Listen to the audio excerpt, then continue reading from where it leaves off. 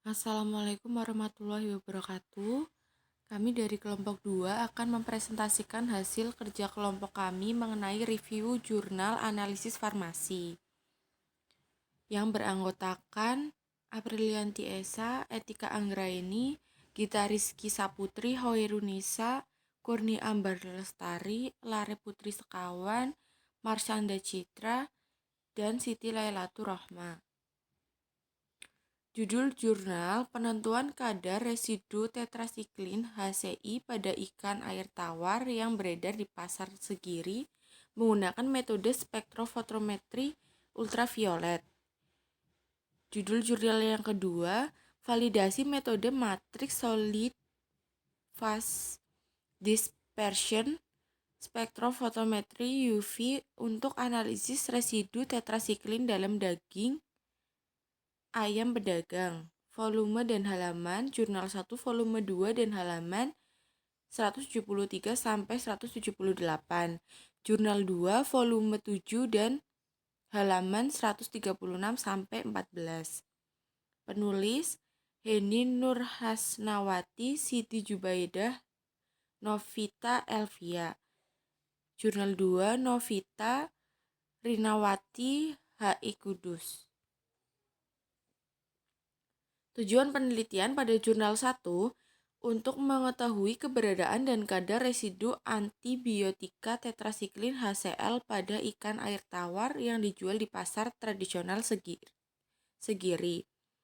Untuk jurnal 2, tujuan penelitiannya untuk mengetahui apakah penetapan kadar residu pada daging ayam pedagang dengan menggunakan spektrofotometri ultraviolet secara adisi standar yang memanfaatkan teknik ekstraksi MSPD untuk preparasi sampel memenuhi uji validasi metode.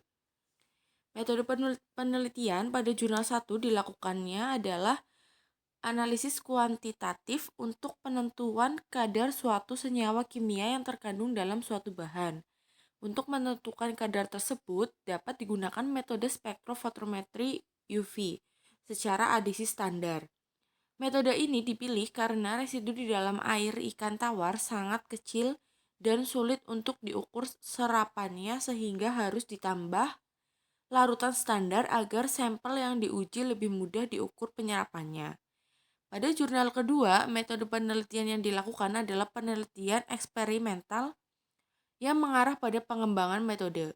Tujuan mengembangkan spektrofotometri ultraviolet secara adisi standar menggunakan teknik ekstraksi MSPD pada penetapan residu tetrasiklin dalam daging ayam pedagang. Prosedur kerja pada jurnal 1, larutan sampel dipipet sebanyak 1,6 mili dan dimasukkan ke dalam 5 labu ukur 10 mili. LIB2 ditambahkan 0, 1,152 dan 2,5 mili, kemudian diencerkan menggunakan HCl 0,1 N hingga tanda batas. Masing-masing didapatkan larutan tetrasiklin HCl dengan HCl baku dengan konsentrasi 0, 5, 7,5, 10, dan 12,5. Absorbansi pada masing-masing larutan diukur pada panjang gelombang 272,8 nm. Selanjutnya dibuat grafik absorbansi dan konsentrasi standar ditentukan persamaan regresi linear Y sama dengan Bx plus A. Kemudian di jurnal 2, prosedur kerjanya ditimbang 48 mg zat aktif yaitu ciprofloxacin, kemudian dilarutkan dengan Aquades hingga volumenya 60 mili. Dari larutan tersebut diencerkan dengan Aquades seperti pada pembuatan seri konsentrasi hingga 1 ppm. Selanjutnya, 20 tablet yang memenuhi keseragaman bobot digerus hingga halus dan homogen, lalu sampel serbuk ditimbang dan dilarutkan.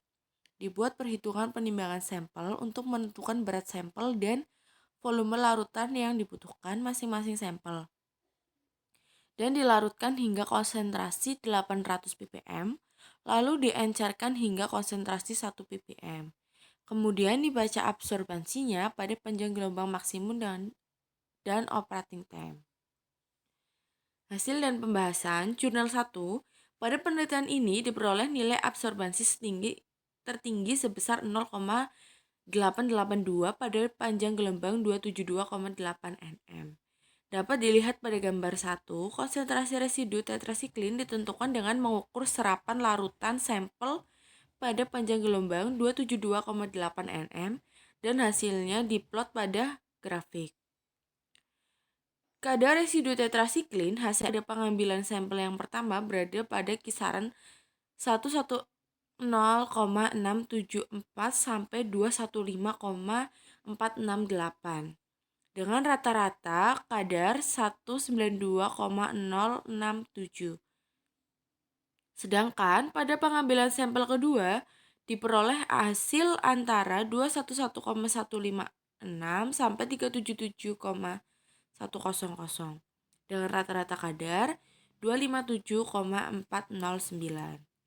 Jurnal 2, hasil yang diperoleh panjang gelombang maksimum adalah pada panjang gelombang 276 nm dan konsentrasi optimum yaitu pada konsentrasi 500 ppm dengan absorbansi 0,24.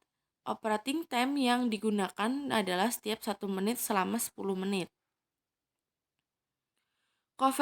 Koefisien korelasi R yang diperoleh dari kurva kalibrasi tersebut adalah 0,9978 dengan persamaan regresi Y sama dengan 0,0004x plus 0,0274.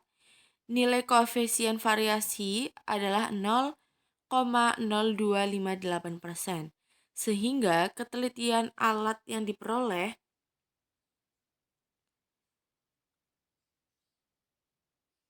yaitu 99,97%.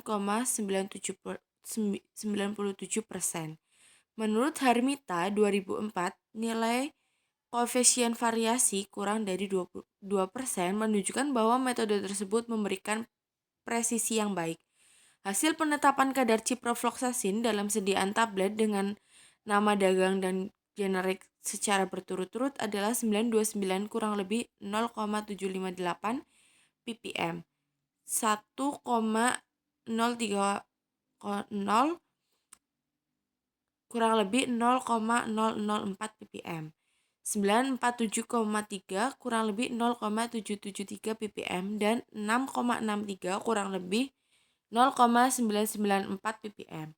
Berdasarkan data yang diperoleh menunjukkan kadar ciprofloxacin dalam sediaan tablet generik maupun dagang memenuhi persyaratan kadar yang tertera dalam USP 30 2007, yaitu tidak kurang dari 90,0%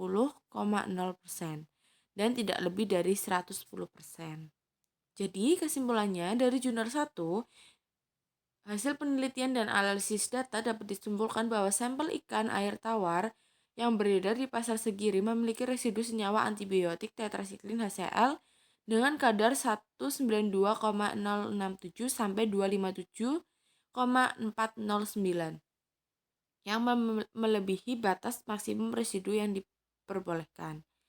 Dari jurnal 2 menunjukkan bahwa semua tablet yang diperiksa baik yang generik maupun nama dagang memenuhi standar persyaratan tablet menurut USP 30, yaitu mengandung ciprofloxacin tidak kurang dari 90,0% dan tidak lebih dari 110%. Terima kasih. Sekian presentasi dari kelompok kami. Apabila ada kesalahan mohon maaf. Wassalamualaikum warahmatullahi wabarakatuh.